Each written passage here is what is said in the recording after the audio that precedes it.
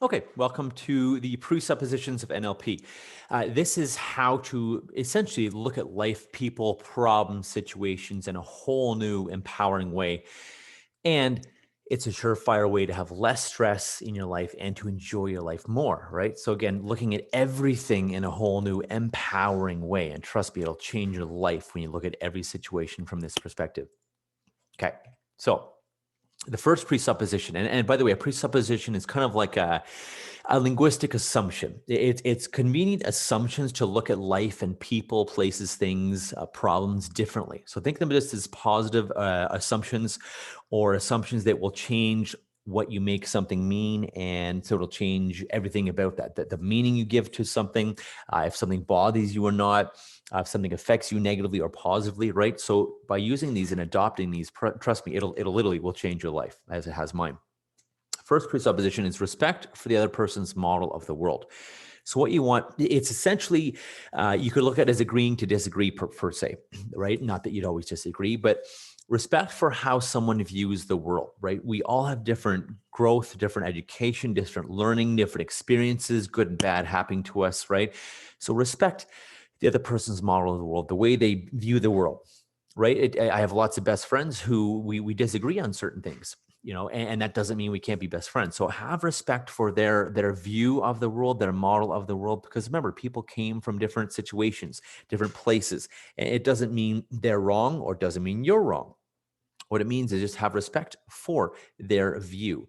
And as long as they're not hurting anyone, obviously, or harming anyone, respect their position and respect their opinion.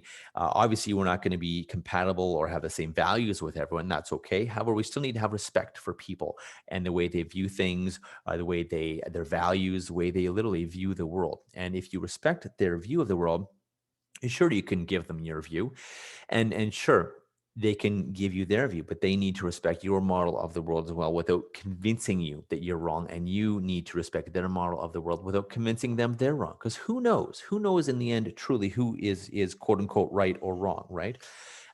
We always say, no, I know I'm right. Well, okay, maybe, sure, maybe not, right?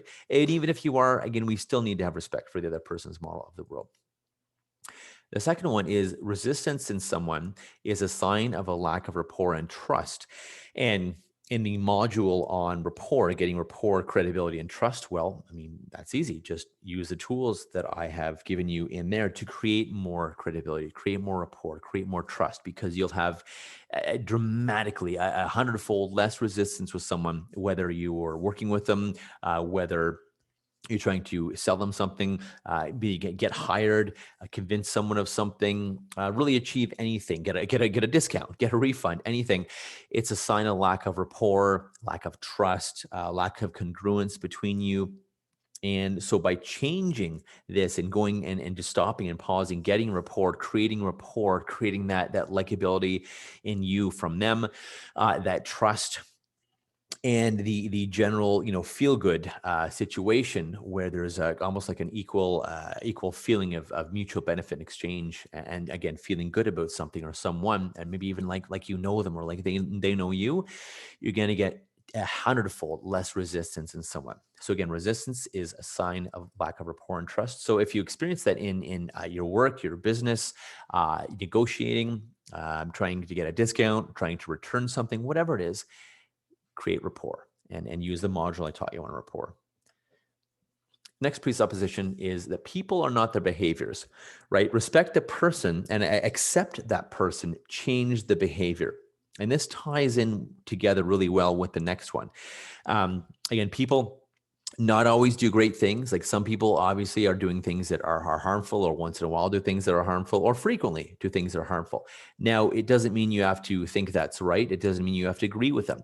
However, you can respect them as a person and another human being. And I think oftentimes we we forget to do this in these times, and that's why there's so much trouble. Respect them as a wonderful human being, But of course, you can still reject that behavior. You can change that, help them change the behavior and find some way to do that. Especially if you're a coach or a boss or a mentor or a friend, you can help them change a behavior, even help them see that that behavior is harmful to them. It maybe help them see it's not getting them what they want.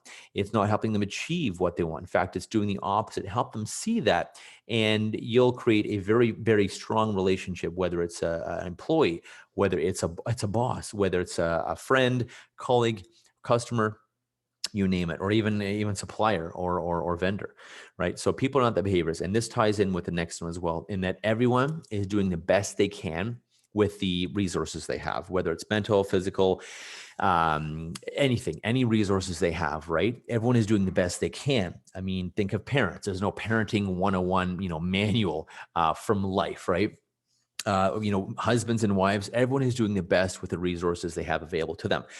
Now, it may not be something that is good. They may not be making us happy, and they may be doing something that bothers us, but their behavior, their response is them doing the best they can with the resources, with what they know, what they have, what they know how to do, with their growing up, with their experiences, with everything that's happened to them in life, right? Positive and negative.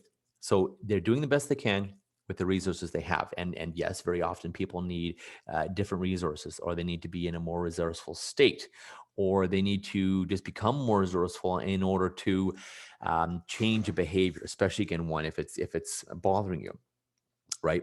And if their behavior is not something that you like, or that's not conducive to a good relationship or a good job, a good employee, a good customer, a good vendor, you name it, right?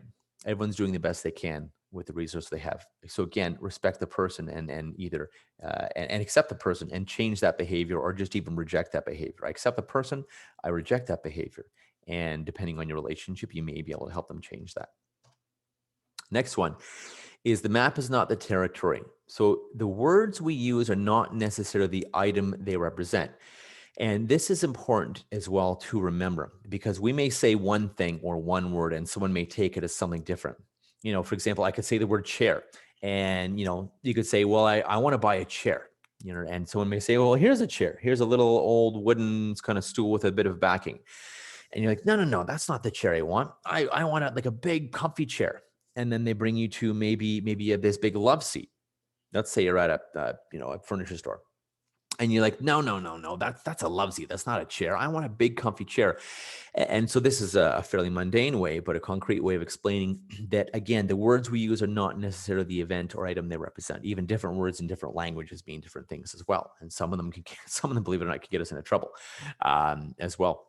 A certain, normal terms in one language or one dialect or one country can be derogatory in another, or curse words in another. So again, let's just, because you're using the word chair or hat or whatever, doesn't mean, again, these are more mundane items. Obviously, this goes way beyond when you're talking about a chair or hat. It's when you're talking about anything, a specific subject.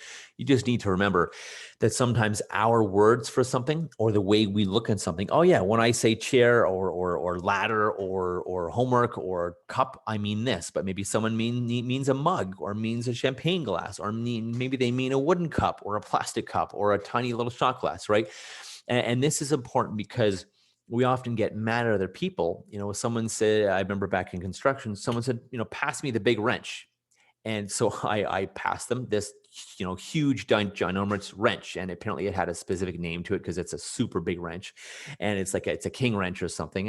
So I passed this to my boss. He's like, no. He's like, what, are you stupid? He's like, I meant the big wrench. And I'm like, that's the biggest wrench I see. And he gets out of the thing he was doing, comes over, and he picks up a medium, to me, a medium-sized wrench. He said, this is the big wrench. And I'm like, okay, but there was a bigger wrench. And he's like, no, that's not a wrench. That's a king wrench. And so anyways, long story short, the words we use are not necessarily the item or event they represent. We may even say something and we mean something different, let alone our words of chair or wrench or ladder or cup can be different from what someone else says. So again, there's no reason to get mad at someone or think someone's stupid or whatever. If our words don't match theirs for the same thing, or if our words for the same thing, chair, means something different. right? So just be aware of this in your language and communication, and make sure that someone knows what you are talking about. Make sure if you say chair and or whatever, it's important conversation, that you explain, what chair. I want a comfortable chair that suits one person. It has a thing for your legs, and it also reclines, and it's nice soft foam, and it rocks back and forth. I mean, again, the more descriptive we can be in our communication, the better results we'll have, and the more people understand what we want, whether it's someone that we work with, they're working for us, a colleague, a spouse, a child. Remember, and this is why often miscommunications happen, because we say one thing and we either mean another, or we mean this thing, but it's a very vague term, like, let's say, chair. And again, these are mundane answers. This applies to way more complex stuff too, but I want to give you concrete examples that you can really hear and really see the value in, and make sense of, and feel like you're getting this point. So I won't belabor this point. The map is not the territory. This is easy. You're in charge of your mind and therefore your results, and they are in charge of their mind and therefore their results. So just remember that we cause all the effects in our life. We bring the good and the bad in our life with all our decisions, our actions, or lack of decision and lack of action. So remember, if you want to change something, change what you're doing, change the way you're acting, thinking, behaving, and that will change your results. That'll change your outcome. Just like other people are in charge of their mind and therefore their results. You can't be either hold yourself to someone else not achieving their results, right? You need, obviously, you can mentor them and coach them if you're, let's say, a manager or a parent or a leader or a friend. However, you can't make them do something. So avoid feeling bad if you are trying to help them and they're still not getting the results they want, right? And just remember, cause and effect. We cause everything in our lives. You want something different changed? Instead of blaming, cause a different reaction. Change your behavior, change your mindset, change your emotional state, and cause a different reaction. No one's at fault. No one's to blame. It's just we are in charge of our actions, our emotional state, our mental state, and what we do, what we say. So we're in charge of our results. And so if you don't like what's going on, then change the way you act, think, do. This is neat. The meaning of communication is the response you get. So in a nutshell, what this means is if someone responds in a way, or let's say paraphrases or does something or acknowledges what you say in a way that is either confusing or not what you meant, then clearly it's clear that communication did not work. That communication failed, right? You got a different response, and that was what they took meaning. That was the meaning they took from the communication. And as communicators, when we're the one communicating, whether it's speaking or writing or dancing or doing a bumblebee dance like bumblebees do, or however we're communicating, it's our responsibility as the communicator at that given moment to make sure they understand clearly. And so if you get a different response, that's what the meaning of the communication was. So we need to change that. We need to adjust. We need to go back and either explain differently, use different words, different meanings, use visuals. I don't want to get into a whole communications talk here, but maybe use more visuals, or maybe talk and explain it more, or maybe walk someone through it more if they are a type of person that prefers to do or hear or see, right? And take someone through, or maybe someone likes tons of facts. Some people need, it's just the way different people learn. Some people need tons of facts to really get it and understand and be able to do it. And again, that's a whole other communications course on its own. But for now, the meaning of communication is the response you get. If you didn't get the right response, you didn't get the appropriate response, or they didn't do something or say something the way you wanted, then again, it's your responsibility. It's up to you. You're the communicator. When they communicate back to you, then it's their responsibility. When they're communicating something to you, it's our communication. It's our responsibility. And there's no failure. There's only feedback. One of my favorite. The only way you can fail is to either give up before you got what you want, or to not take action and not go after what you want, because then you fail by default, right? So really there is no failure. There's only feedback. As long as you don't give up. If you never give up, you're just learning. You're just getting feedback. And it is a decent way to learn. It's a pretty good way to learn, in fact, by something not working. Okay, well, I won't do that anymore, or I won't do this. You fall off your bike, or you move the wheel too hard when you're learning to drive and the car swerved. Okay, well, I won't do that again.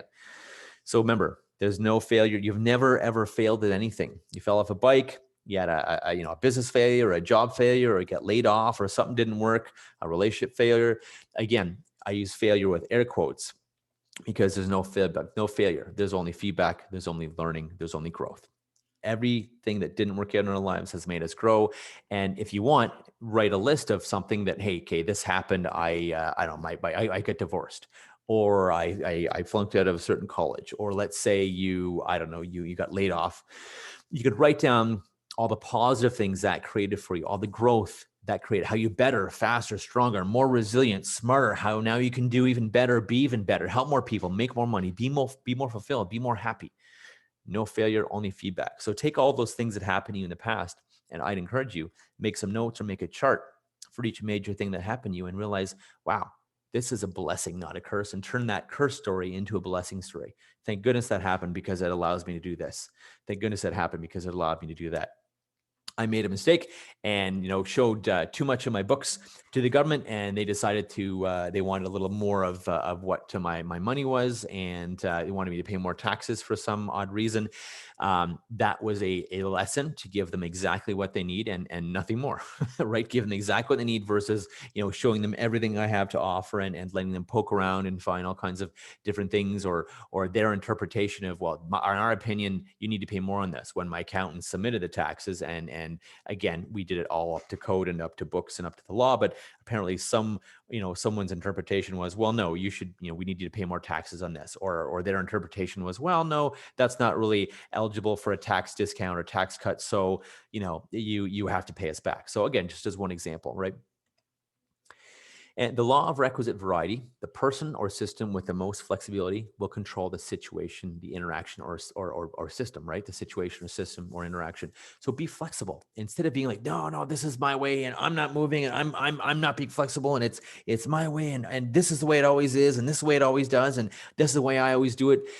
Instead, be flexible, because you're not learning anything if you're just too stiff and too rigid. You're not learning anything, and you're not flexible. You're not going to be able to interact with the greatest popularity and the greatest amount of people.